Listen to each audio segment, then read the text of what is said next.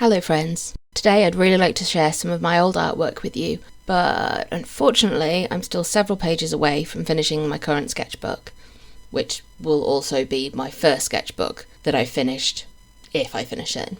Before this book, however, all my artwork has been done outside a sketchbook, on loose pieces of paper, canvas boards, or actual canvases. So today, you're going to get a non-sketchbook tour of all the work I've done from around 1998 up until the end of 2022.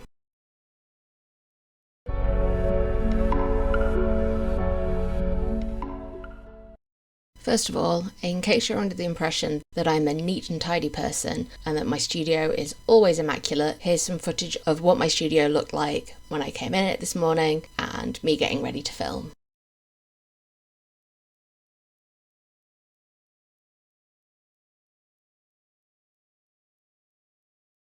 So, starting right at the beginning of the artwork that I have, the youngest I have is when I was doing standard grades.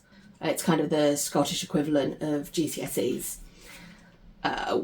This abomination, we were tasked with creating a surrealist picture, but they didn't really tell us how. This took a lot of prompt from the teacher because I just sat there and stared at the paper and was like, how do you surrealism? But honestly, for age 14, 15, those eyes are not bad. This was a marked piece. This was an exam. The title was Flotsam and Jetsam, and again it was kind of a things that are washed up by the sea, draw them, now put them together to create a finished piece. And I didn't really know what to do, which is, I'm quite happy with how the rocks and a bit of rope turned out. So I was okay with this bit, and then they wanted background, and I passed. So moving into my A-level work, my final piece, which you're seeing little bits of under here, was focused on cubism. Our teacher got us to draw and paint items that are regularly found within that style or genre. So for me, for cubism, there's lots of still lifes, fruit, which, again, for like 16 years old, I'm quite happy with those apples. They look quite good. And then just out of nowhere, I was able to kind of sketch out these instruments in different parts of violins. I had so much fun drawing these, and I'd never done anything like this before, so I was kind of amazed by myself at being able to draw like this.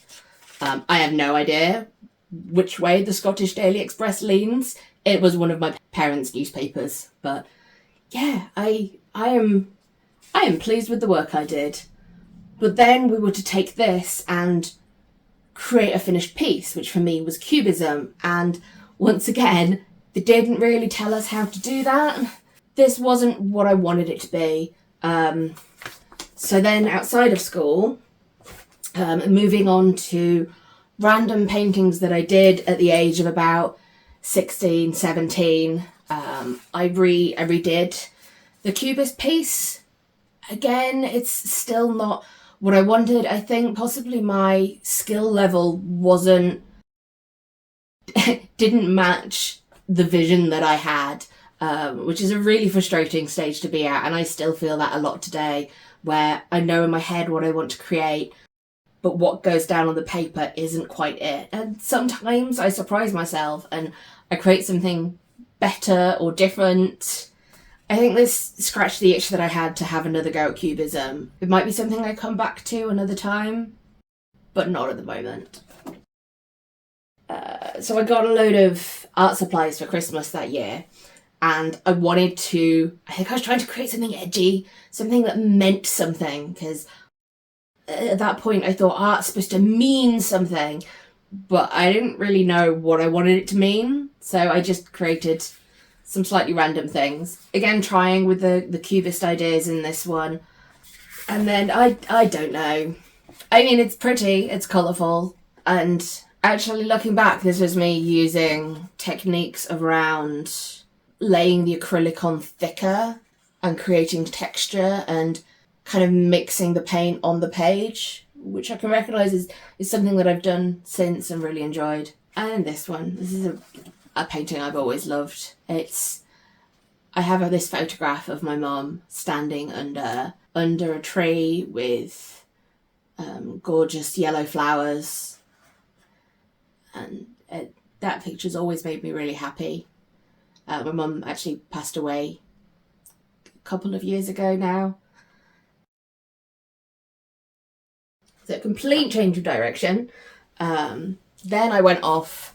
My dreams of being an artist or designer were put aside for a career that was a bit more stable. I went into nursing, and at one point during my studies we were asked to create posters to convey information. This is not my work. This is completely taken from an image that I found on the internet of somebody else's drawing, and I drew it out with, I think this is acrylics and then probably a Sharpie to do the lines. And the idea was that this is a poster that would sit in a GP's, and the dots and lines go off to different kinds of rashes that you might see on your baby or toddler, and some information about what to do if you see that rash. And then kind of skip forward about 10, 12 years to 2014, 2015.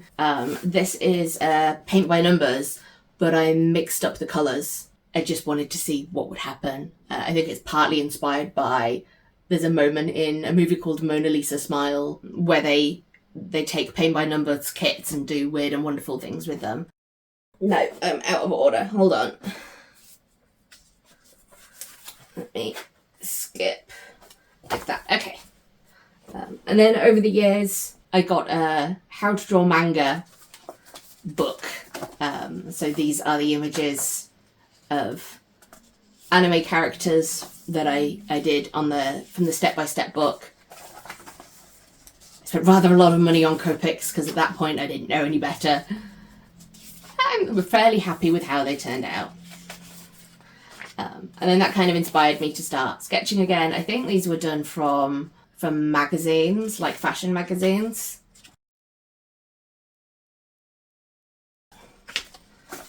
More anime, step-by-step drawings. And then more sketches. I think this was a drawing of Christine from Phantom of the Opera. And then I think another one, maybe that way up. This was actually a sketch I did of the sugar skull on the bottom of some Iron Fist shoes that I had. And then this is from the front cover of Girl Interrupted DVD. I remember at the time being really frustrated that these weren't turning out how I wanted them to, but I'm really glad I kept them because I can look back and see, actually, you know, there's things I did with this eye that worked really well. And it also helps me look back and see how far I've come from these drawings. Then at some point, while I was off being a bisexual activist, running groups for bi plus people, I painted this bisexual cupcake in the bi flag, which was then used on some flyers for a group in Manchester and my group here in Leeds. Back to this picture, now in the correct place. And then I remember wanting to paint some tote bags for my mum and my sister. I think my mum got a painting of irises and my sister got a painting of roses. But I wanted to practice the roses first to I hadn't painted in a long time and I wanted to see what I could do. And then this happened. And I don't know where this came from. I mean, it's years of practice of different sketching and trying different things, but I really loved how I put the paint down so thickly and the changes of colour all kind of merging into each other. I hate that there's this empty space up here. And I'm always tempted to just kind of cut it off. But yeah, I'm really sentimental about this piece, because this felt like the turning point where I started to really like my own work and feel like improvement was being made.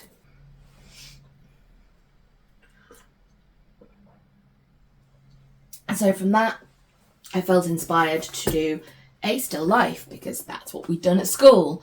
So I thought I'd give it a go. And again, really happy with how these two peppers came out. You can see the light reflected and the shadows really well.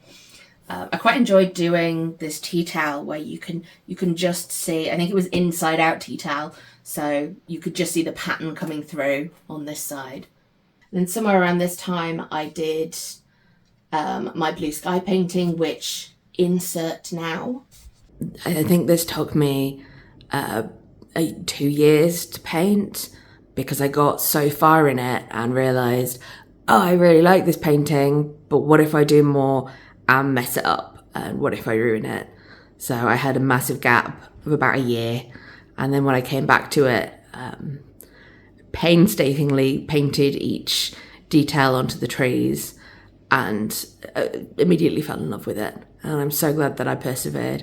And I think about this painting quite a lot when I get to that stage still with my work where I think, oh God, what if I ruin this now?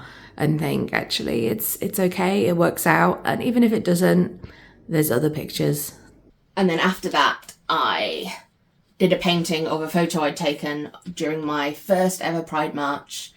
And the person who was marching in front of me had this bisexual flag on a stick that they were waving, and the wind kept catching it. And I just loved the colours that it made in the lights and shadows of it.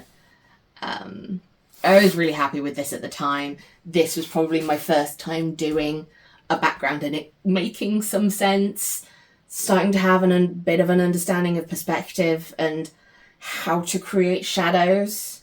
And then I reached out to a queer YouTuber that I was following, because their looks were stunning, the makeup. I loved this image with the blue lips, and they agreed to let me use one of their pictures as a reference picture. And I'm really happy with how this turned out.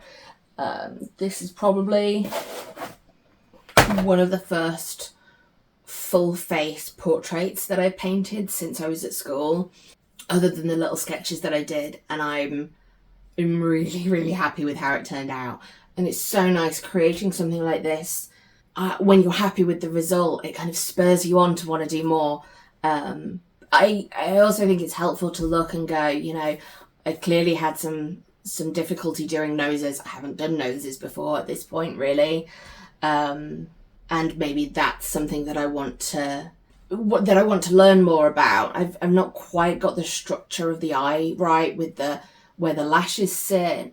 And I think in this style it works fine, but I can look at this and think about what are the things I want to practice, what lessons do I want to do to try and get better at certain facial features or techniques, or, you know, what are the things that I want to draw that I want to improve on. And this is actually a liner cut I did of my parents' house for, I think it was an anniversary or a birthday. And then I used soft pastels to kind of colouring the spaces, because I'd really enjoyed doing it, but just as a black and white picture, for some reason I felt like it didn't look like much. And I wanted to add something a bit more to make it look a bit more special. And I did 2 of them so I could send one to them. And then this is the one that I kept.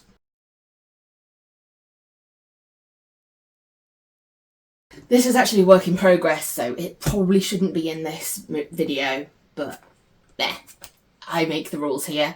This is based on the picture of my mum that I was talking about earlier. So this was the piece that I made 2001, when I was 16. And I wanted to recreate it. I got this far in and realised I didn't actually have hardly any green paint. Not enough to fill in all of this background. Also, it's quite an emotional piece for me to paint, so it's one that I want to go back to, but I'm not quite ready for that yet. So at some point, hopefully, this will be shown in a future video. And then one of the last things I created in 2022 were these watercolours. I went to a workshop about using watercolour paints to create landscapes, and I really wanted the logo for my channel to have a tree with fog in the background, and I'm really happy with how that turned out. It didn't quite work as a logo. I wanted something a bit brighter and sharper, but yeah, I think these two have helped me have more confidence to keep going with watercolours. And that's it. So this is the folder that I keep my loose art from when I was in school all the way up to the end of 2022. Obviously it doesn't all fit in here, so I have several quite large canvases that I have to find homes for. So I'll be putting those back in there after I finish filming. And then this sneak peek is some of the artwork that I've done in 2023. I hope you've enjoyed this video. It's been really nice going through the old work that I've done. That won't fit. And looking at it in chronological order and thinking about how far I've come, what I was doing well that I maybe didn't notice at the time. So hopefully soon I'll finish the sketchbook and I can do my first sketchbook tour. In the meantime, let me know what you think of the art I've shown you today. If you have any old work that you look back at and how you feel about it now, many years on. Take care, and I'll see you in a future video.